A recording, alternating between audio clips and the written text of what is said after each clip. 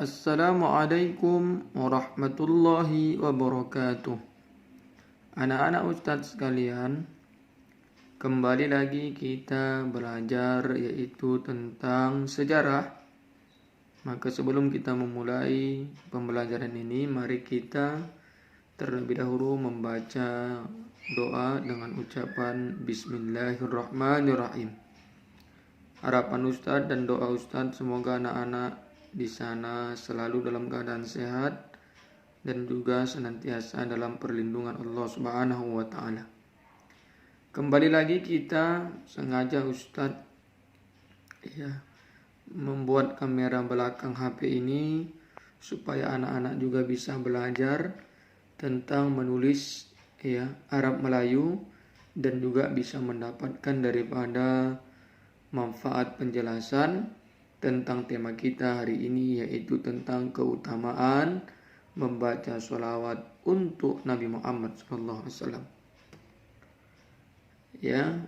Jadi hadis-hadis nabawiyah, hadis-hadis dari Nabi banyak sekali menerangkan keutamaan pembacaan sholawat Nabi Muhammad SAW yang tentu tidak diragukan lagi.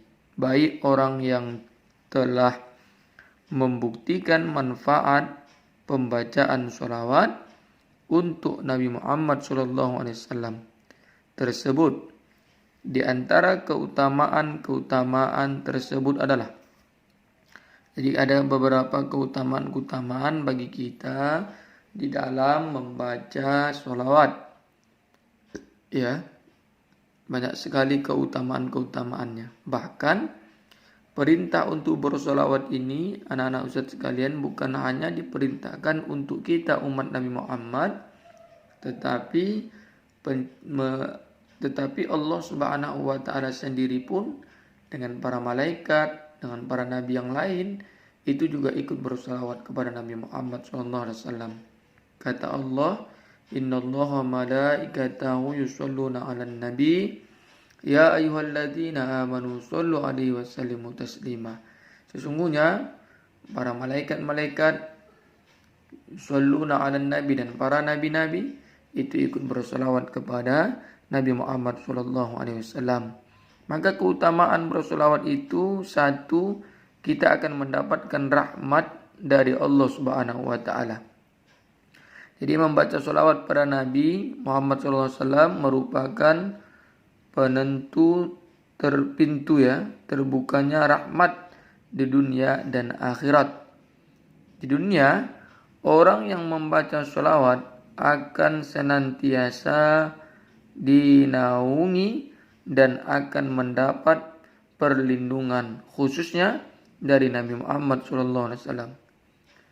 Diberitakan dari sebuah hadis yang diriwayatkan oleh Abdullah bin Umar bin Auf bahwasanya ia mendengar Rasul sallallahu alaihi wasallam bersabda. Artinya, barang siapa yang membaca satu kali sholawat untukku, kata Nabi, maka Allah akan menurunkan rahmat untuknya. Jadi kalau anak-anak Ustadz rajin bersolawat, apa sholawatnya? Sholawat yang paling Abdul itu sholawat Ibrahimiyah. Itulah yang kita bawa dalam sholat Allahumma sholli ala sayyidina Muhammad wa ala ali sayyidina Muhammad kama shollaita ala sayyidina Ibrahim wa ala ali sayyidina Ibrahim dan seterusnya. Dan adapun sholawat yang paling pendek boleh diucapkan Allahumma sholli ala sayyidina Muhammad wa ala ali sayyidina Muhammad. Ketika anak-anak Ustadz mengucapkan sholawat itu, maka Allah akan menurunkan rahmatnya kepada kita.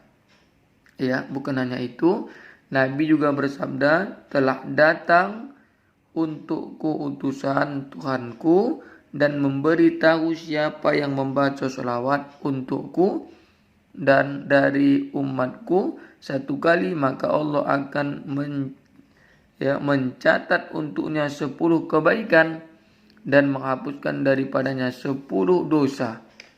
Ternyata sholawat itu mampu menghapuskan dosa dan dinaikkan 10 derajat dan dijawab atasnya sesuai dengan sholawatnya. Ini hadis riwayat Ahmad.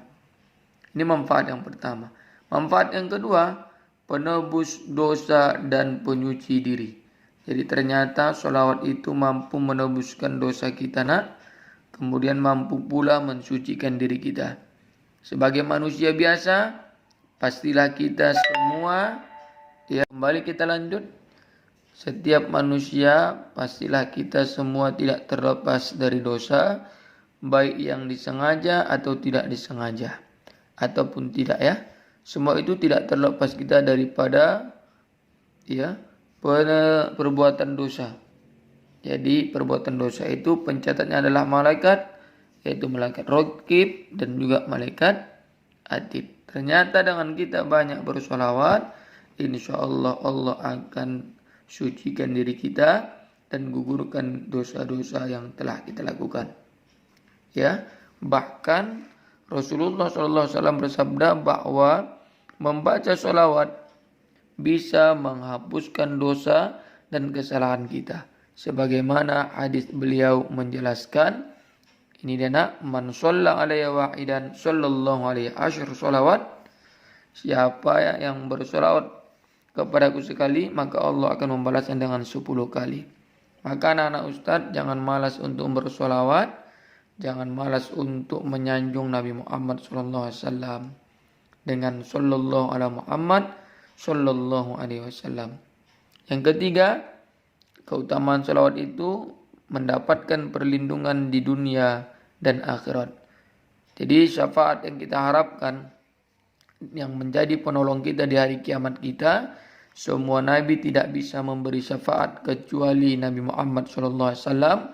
Maka orang yang selalu bersalawat kepada Nabi dengan syafaat yang azim, yang mulia, maka dia akan mendapatkan pertolongan, ampunan yang diberikan oleh Allah kepada dirinya. Sebagai manusia di akhirat nanti akan menikmati syafaat yang telah banyak dia lantunkan, diberikan oleh Allah kepada Nabi Muhammad SAW. Itu manfaatnya yang ketiga. Nah, kemudian apalagi manfaatnya? Dicintai dan diingat oleh Rasulullah SAW. Jadi orang yang membaca sholawat akan disebut-sebut dan diingat oleh Rasulullah SAW. Rasulullah bersabda, sesungguhnya sholawat kalian akan diperdengarkan kepadaku.